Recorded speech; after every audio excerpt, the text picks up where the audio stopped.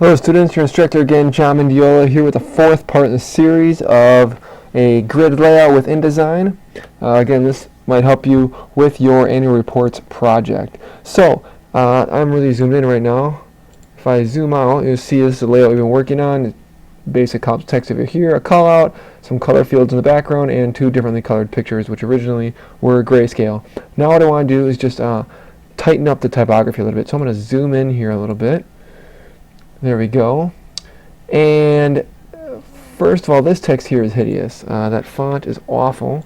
My character panel over here. I'm going to click on this, and I'm going to go to a font.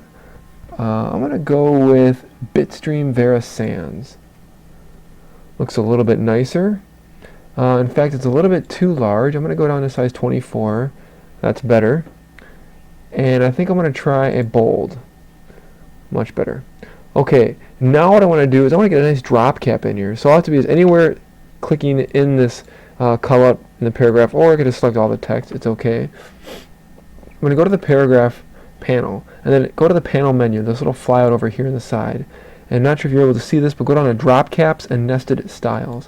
When you click on that, there we go, drop caps, normally set to 0, of course. If I go all the way up to 2, what you'll notice is that the first letter becomes a drop cap, it's really big, and I like to check align to left edge, so it puckers up just nicely to the left side so it's not sticking in a little bit. I could do this for more characters if I wanted to, because the whole first word, which would be like that. That's a little silly. I'm just going to go back down to one character. And I'm going to click OK.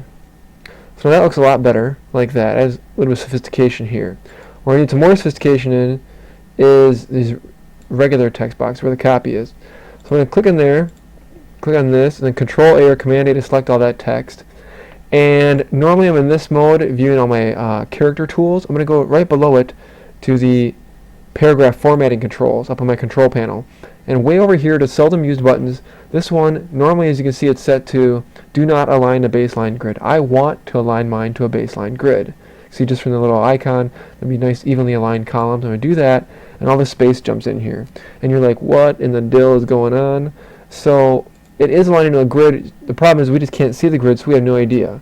To fix that, what I'm going to do is go to the View menu, down to Grids, and then this is a little bit below, but if you go down on this menu, you see Show Baseline Grid. And when I do that, I'll see, there we go, there's the bluish lines. Let me know where the baseline grid is. If you can't see it, zoom in more so you can see it. Now you can see here, the problem is it's every other, so it doesn't even look like it's lined up. I'm going to try to fix that by going down a line, and there we go. Now these are nicely aligned up. It looks really smooth and uniform. If that amount of space is too much, you'd rather not have that much space between your lines. The quick way to fix that is I'm going to go to Edit, all the way down to Preferences. I'm going to go up to Grids. When I click on Grids, you can see here I have a baseline grid right here. Light blue, that's fine. Starting at 0.5 inches, that's fine, whatever. Relative to the top of the page or top of margin, that's up to you. Increment every 12 points. So that would be like 12-point baseline lighting. Maybe I want to go to 10 and see what that looks like and hit OK. You can see the grid just gets a little bit tighter. And once again, if that's not the way I want it, I can close that up. This box up here a little bit, and it'll force it to jump to 2 lines just like that. Remember, this is all relative to the text wrap that's applied around this pull quote. If I am happy with it, don't want my baseline grid to show anymore, I can just go to View, Grids and Guides, go to Hide Baseline Grid, lower down in this menu, and then I'm going to Control semicolon or Command semicolon, and then I'm going to go to View, Fit Page and Window. So you can see now my layout's getting much more sophisticated each step of the way. Nice little typographic tools like that right here in InDesign allow you to make your layouts really great.